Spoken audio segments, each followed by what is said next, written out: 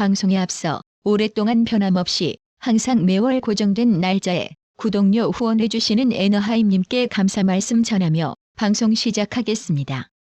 윤석열 대통령이 10일에서 15일 투르크메니스탄, 카자흐스탄, 우즈베키스탄 등 중앙아시아 3개국을 국빈 방문하는데요. 윤 대통령의 올해 첫 순방이자 지난해 12월 네덜란드 순방 이후 6개월 만의 해외 방문인데요. 이번 순방에는 김건희 여사도 동행한고 합니다. 김태효 국가안보실 1차장은 7일 용산 대통령실 브리핑에서 윤 대통령 부부는 다음 주 투르크메니스탄, 카자흐스탄, 우즈베키스탄의 공식 초청을 받아 중앙아시아 3개국을 국빈 방문한다고 밝혔습니다. 김태효 차장에 따르면 윤 대통령 부부는 10일에서 11일 투르크메니스탄, 11일에서 13일 카자흐스탄, 13일에서 15일 우즈베키스탄을 차례로 방문합니다. 윤 대통령은 각국에서 정상회담, 양해각서 MOU 서명식, 국빈 오만찬, 비즈니스 포럼 등의 일정을 소화할 예정입니다. 민주당의 단독 처리 지랄병이 또 도졌습니다. 여야가 22대 국회원 구성 법정 시한인 7일에도 합의안 도출에 실패했는데요. 171석의 압도적 과반을 점유하고 있는 더불어민주당은 상임위원장 배분과 관련해 단독 처리 수순에 돌입했습니다. 박성준 민주당 원내수석부대표와 노종면 원내대변인은 7일 오후 국회의사과에 22대 전반기 국회 상임위원회 및 특별위원회 위원 명단을 제출했습니다. 민주당은 의석수에 따라 11대 7 상임위원장 배분을 주장해왔으며 민주당 몫으로 정한 11개 상임위원장 후보 내정도 마쳤습니다.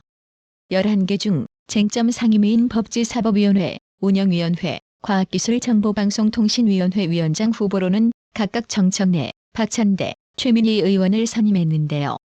뭐 이 정도면 누구 말처럼 막 하자는 거겠지요?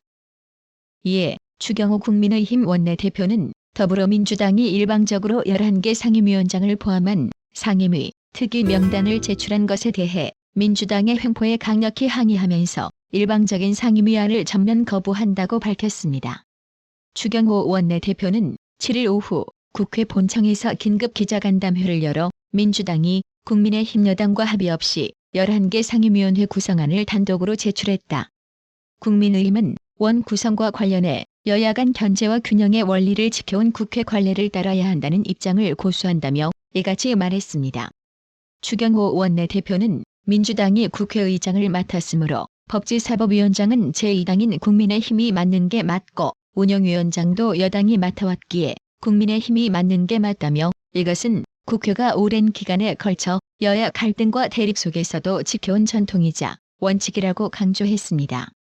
채널A 단독 보도에 따르면 김정숙 인도 방문 당시 대통령 전용기의 탑승자 명단을 확인했는데요.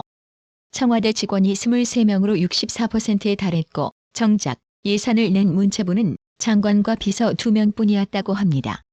국민의힘에서는 문체부 껍데기를 빌려 급조한 호화 출장이라고 비판했습니다. 배현진, 박수영 의원의 성토 발언 직접 들어보고 가실게요. 문체부는 이름만 불러준 껍데기였고 실질은 김정숙 여사의 관광, 외유 아니었나 하는 버킷리스트를 달성하고자 하는 여행이었음을.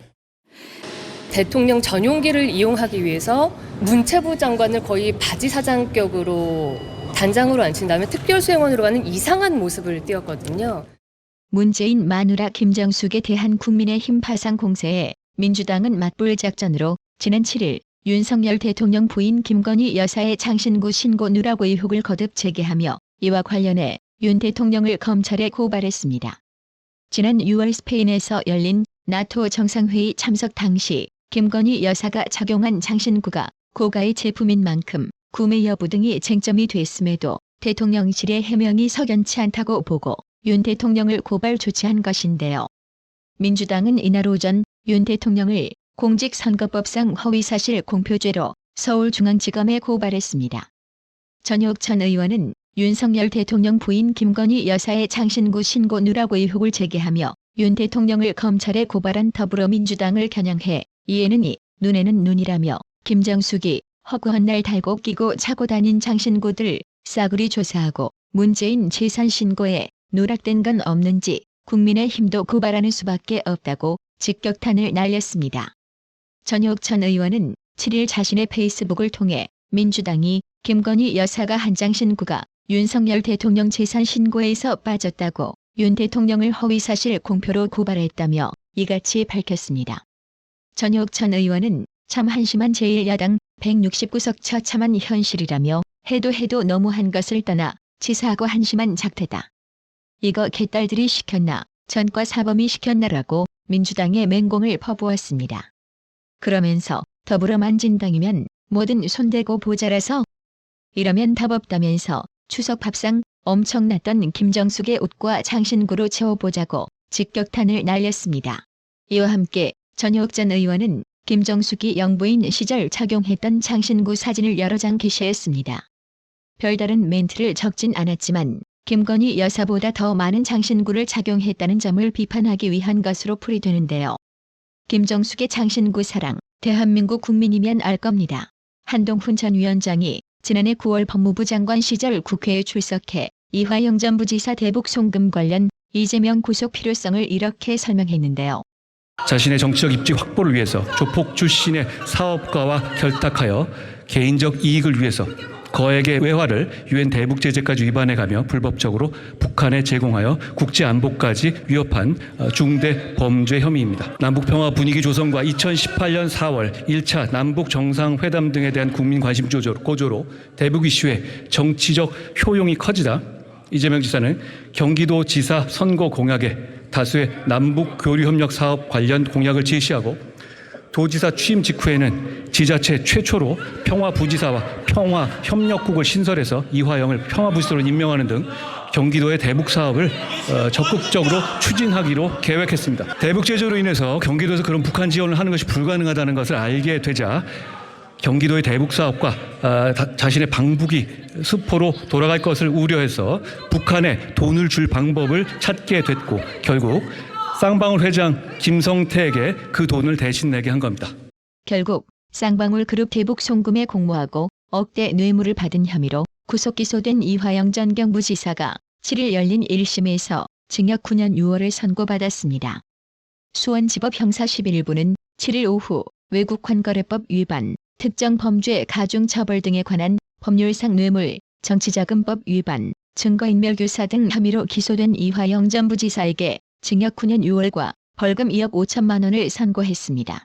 따라서 이화영이 유죄면 이재명도 유죄라고 주장한 이화영 전 부지사가 1심에서 중형을 선고받은 만큼 당시 경기도지사를 지낸 이재명에 대한 수사도 급물살을 탈 것으로 전망되는데요.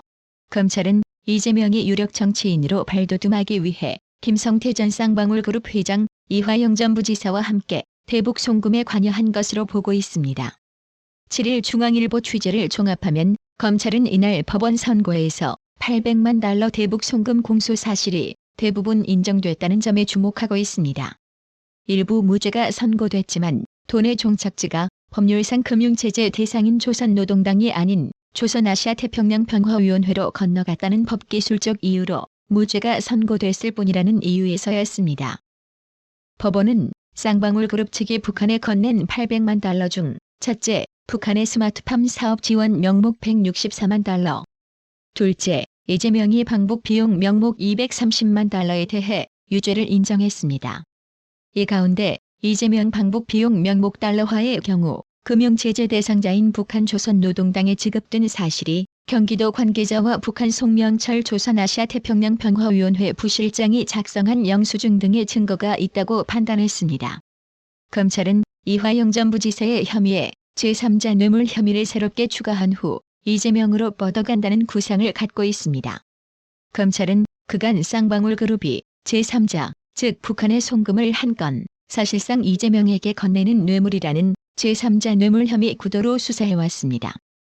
반부패 수사에 정통한 한 법조계 관계자는 검찰이 조만간 이화영 전 부지사를 다시 소환해 추가 조사할 것이라며 이화영 전 부지사는 사건을 혼자 짊어지고 갈 것인지 이재명 대표의 승인으로 송금했다고 진술을 분담할 것인지의 기로에 다시 놓이게 됐다고 말했습니다.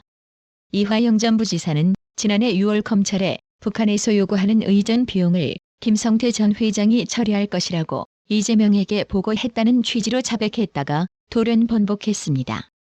검찰은 쌍방울그룹의 대북 송금이 이화영 전 부지사의 요구에 따른 것이라고 법원이 인정한 데다 경기도지사의 승인이나 묵인 없이 이화영 전 부지사가 독자적으로 이 같은 일을 벌였을 가능성이 낮다는 점에서 이재명에 대한 제3자 뇌물 혐의 적용이 어렵지 않을 것으로 분석 중이라고 하는데요. 이래저래 이재명이는 분명 엿된 것 같습니다. 구독 그리고 알람 설정, 뉴스 영상 내용이 좋았다면 좋아요를 클릭해주세요.